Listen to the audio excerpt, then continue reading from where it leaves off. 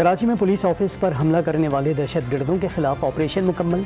कार्रवाई के दौरान जोरदार धमाका, इमारत का कुछ हिस्सा गिर गया, खिड़कियों के शीशे टूटकर दूर जा गिरे। पुलिस के मुताबिक एक हमलावर ने खुद को धमाके से उड़ाया, 2 दहशतगर्द मुकाबले में मारे गए। फोर्सेस के एहलकारों ने पुलिस ऑफिस की इमारत को क्लियर करा लिया। कराची में पुलिस ऑफिस पर हमले में एक पुलिस एहलकार समेत 2 अफराद जाँ बहक हुए। रेंजर्स और पुलिस के 4 एहलकारों समेत 12 अफराद जख्मी भी हुए, जिन्हें अस्पताल ने फहरिस्त जारी कर दी। इमरान खान ने बुध से जेल भरो तहरीक का ऐलान कर दिया। आम इंतखाबात में ताख़ीर की जा रही है, हुकूमत इलेक्शन कराना ही नहीं चाहती। इमरान खान की वीडियो लिंक खिताब में तनकीद। साबिक वज़ीर आज़म नवाज शरीफ ने परवेज़ इलाही ऑडियो लीक्स की तहकीकात के लिए जुडिशल कमीशन बनाने का मुतालबा कर दिया।